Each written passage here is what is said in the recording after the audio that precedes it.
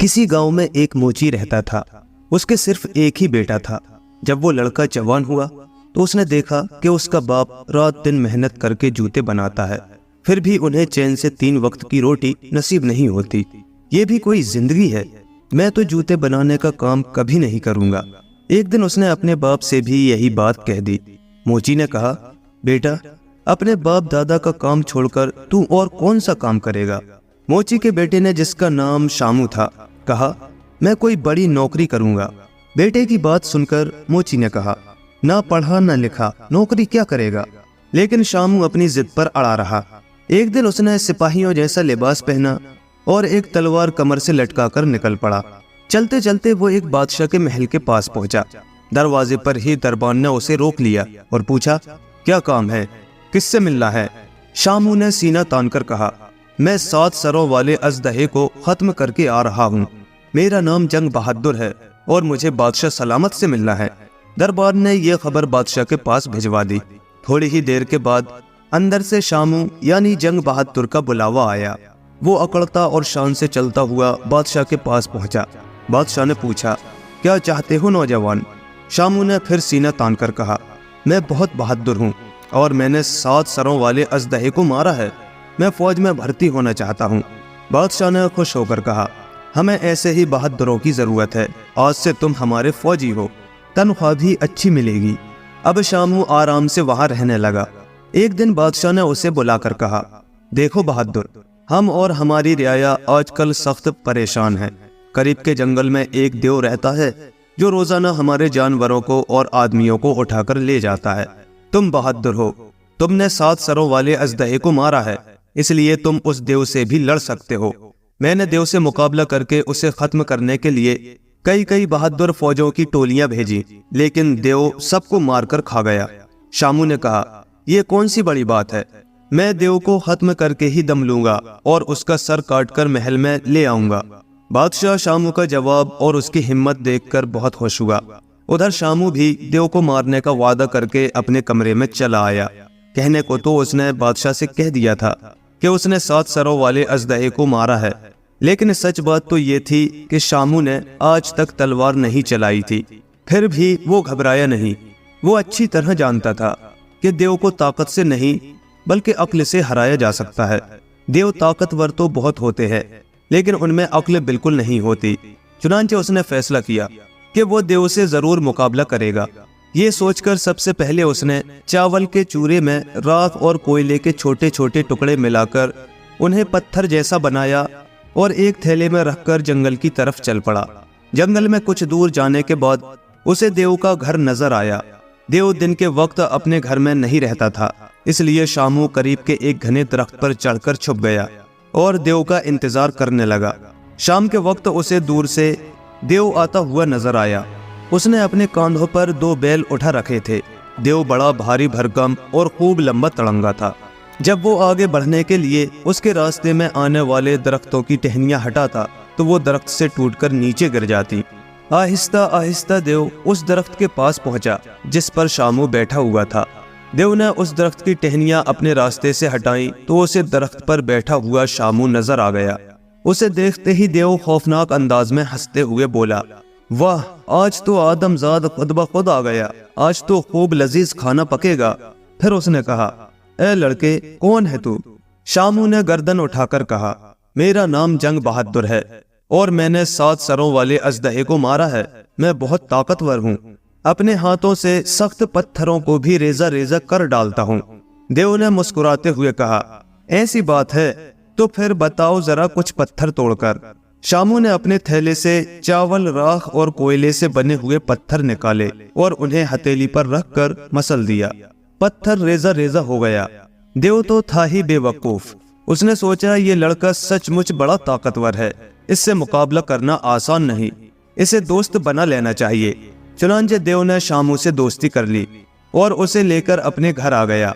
घर आकर देव ने शामू से कहा, देखो, घर में जो कुछ है वो खा लो और यहीं सो जाओ। और सुनो, मेरा पलंग बहुत बड़ा है, इसलिए तुम भी इसी पर सो जाना। रात हुई तो देव और शामू दोनों उस लंबे चौड़े पलंग पर सो गए। देव सोच रहा था कि जब शामू सो जाएगा तो वो चुपके से उठेगा और अपने कुल्हाड़े से उसका सर काट डालेगा। इस तरह से इस खतरनाक दुश्मन से निजात मिल जाएगी। ये सोचते सोचते देव सो गया और खर्राटे लेने लगा। लेकिन शामू भी बड़ा होशियार था। वो अच्छी तरह समझता था कि जहां वो गाफिल हुआ और देव के हाथों मारा गया। बस जब उसने देखा कि देव अच्छी तरह सो गया है तो वो चुपके से पलंग से नीचे उतर आया और देव के घर में कुछ ढूंढने लगा। इत्तेफाक से देव के बावर्ची खाने में उसे एक बड़ा सा कद्दू और एक तरबूज रखा हुआ नजर आ गया। उसने पलंग पर कद्दू को सीधा रखा और उसके सरहाने तरबूज रखकर चादर उड़ा दिया। अब वहां बिल्कुल ऐसा ही मालूम हो रहा था जैसे कोई सो रहा हो। अब शामू चुपके से पलंग के नीचे घुस गया। थोड़ी देर के बाद देव चुपके से उठा। उसने देखा कि शामू मजे से पलंग पर सो रहा है। वो मुस्कुराने लगा और अपने दिल में कहने लगा, जाओ बेटा जंग बहादुर, अब तुम्हारा वक्त आ गया है। फिर उसने अपना कुल्हाड़ा उठाया और जोर से सोए हुए शामू के सर पर मारा। कुल्हाड़ा जाकर नीचे रखे हुए तरबूज में घुस गया और उसमें से लाल लाल पानी बह निकला। देव समझा शामू का काम तमाम हो गया, इसलिए वो कुल्हाड़ा रखकर फिर सो गया। जब देव खूब गहरी नींद सो गया तो शामू चुपके से पलंग के नीचे से निकल आया। उसने देव के पलंग पर से कद्दू और तरबूज आहिस्ता से हटाया और खुद पलंग पर सो गया। सुबह देव खुशी खुशी सोकर उठा कि अब तो उसके दुश्मन का सफाया हो चुका है, डरने की कोई बात नहीं। लेकिन जैसे ही उसकी नजर पलंग पर सोए हुए शामू पर पड़ी, वो खौफजदा हो गया और समझा कि ये जरूर कोई भूत या जादूगर है, इसीलिए तो मरने के बाद फिर जिंदा हो गया। थोड़ी देर के बाद शामू भी उठ बैठा। देव ने कहा, अरे बहादुर, उठ गए? नींद तो अच्छी आई ना? शामू ने अंगड़ाई लेते हुए कहा, वाह वाह, क्या मजे की नींद आई। अब तो ऐसी भूख लग रही है कि जी चाहता है जो भी सामने आए उसे कच्चा चबा जाऊं, कहीं तुमको ही ना खा जाऊं। देव ने डरते डरते कहा, अरे भाई, ऐसी भी क्या जल्दी, अभी मैं नाश्ता तैयार करता हूँ, तब तक तुम जाकर उस दरख्त से जलाने के लिए लकड़ियां ले आओ। शामू ने देव की बात सुनकर मुस्कुराते हुए कहा, तुम लकड़ियां कह रहे हो, कहो तो अभी मैं पूरा दरख्त उखाड़ लाता हूँ। देव ने दिल में सोचा कि कम वक्त कहीं सचमुच दरख्त ही उखाड़ लाया तो मेरा सारा घर खराब करके रख देगा। इसलिए कहने लगा, नहीं नहीं, दरख्त लाने की जरूरत नहीं, मैं खुद ही थोड़ी सी लकड़ियां ले आता हूँ। बस देव खुद ही जाकर दरख्त से लकड़ियां काट लाया।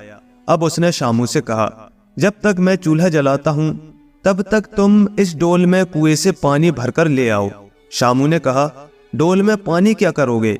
लाओ मुझे एक मोटा सा रस्सा दो, मैं कुएं को खींचकर तुम्हारे आंगन में ले आता हूँ।